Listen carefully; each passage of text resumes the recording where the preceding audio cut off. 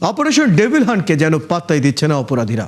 একদিকে চলছে নিষিদ্ধ রাজনৈতিক দলের সদস্যদের গণগ্রেফতার, অন্যদিকে একের পর এক হত্যাকাণ্ড। আইনশৃঙ্খলা বাহিনীর বিশেষ এই কার্যক্রমের মধ্যে সারা দেশে ৩৫০০ খুনের ঘটনা ঘটেছে। দিন শেষে অপারেশন ডেভিল হান্টকে লক্ষ্যবিহীন কর্মযোগ্য হিসেবে দেখছেন নিরাপত্তা বিশ্লেষকরা। ডিভিশন প্রতিবেদন। নায়াসিনামাইড ও স্যালিসাইলিক সমৃদ্ধ লিলি ফেস ওয়াশ, যা ফেসের ডেড স্কিন সেল দূর করে দেয় দ্বিগুণ ফাস্টার ব্রাইটেনিং।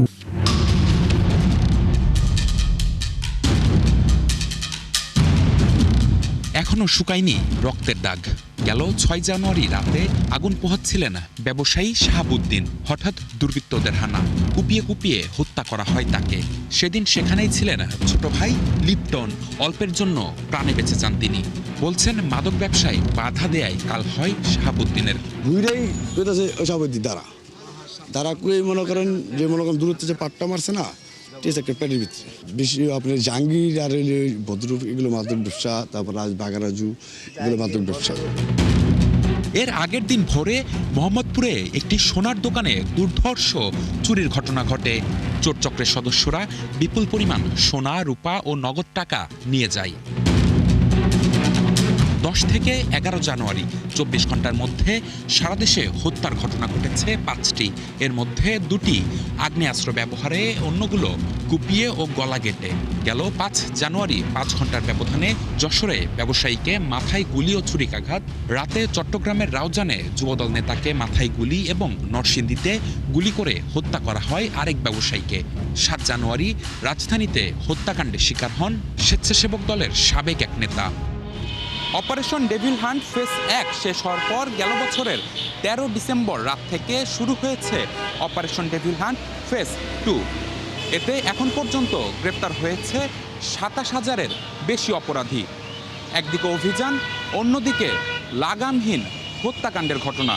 নতুন বছরের প্রথম ১২ দিনে অন্তত ১৪টি হত্যাকাণ্ডের ঘটনা ঘটেছে, যাদের বেশিরভাগকেই গুলি করে হত্যা করা হয়েছে।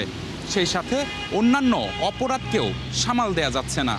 শুধু পুলিশ সদরের তথ্য বলছে ২০২৫ সালের ৮ ফেব্রুয়ারি থেকে অপারেশন ডেভিল হান্ট শুরুর পর সারা দেশে হত্যার ঘটনা ঘটেছে প্রায় ৩৫০০।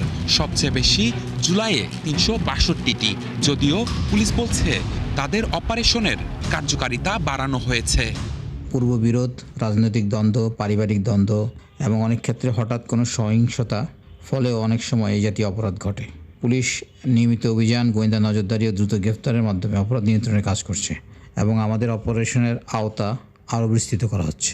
অপারেশন ডেভিল হান্টের পেছনেও রাজনৈতিক হস্তক্ষেপ দেখছেন সমাজ ও অপরাধ বিশেষজ্ঞ ডক্টর তৌহিদুল হক। কারা ডেভিল, এর যদি আপনি আইনসিদ্ধ সংজ্ঞা আমরা খুঁজতে যাই, যে অতীতের যারা রাজনৈতিক শক্তি ব্যবহার করে সংঘাত সহিংসতা করেছে, আরও যারা নানাভাবে অপরাধ করছে, তার যে রাজনৈতিক পরিচয় থাকুক না কেন, সবাই কিন্তু আইন অনুযায়ী ডেভিলের অন্তর্ভুক্ত। এদেশে রাজনীতিতে অপরাধীদের একটা কদর আছে। যারা এই অভিযানের বাইরে থেকে যাচ্ছে বা থাকতে পারছে, তারা তো নানা ধরনের অপরাধ করছে। অন্যদিকে অপারেশন ডেভিল হান্টকে লক্ষ্যবিহীন হিসেবে দেখছেন নিরাপত্তা বিশ্লেষক নাইম আশফাক চৌধুরী। একে তো পুলিশের বর্তমান যে অবস্থা, জুলাই বিপ্লবের পরে সেই অবস্থা থেকে তাদের উত্তরণ এত সাকসেসফুলি হয়নি। অবজেক্টিভ বেজ অপারেশন হয়েছে কিনা আমার একটু সন্দেহ আছে।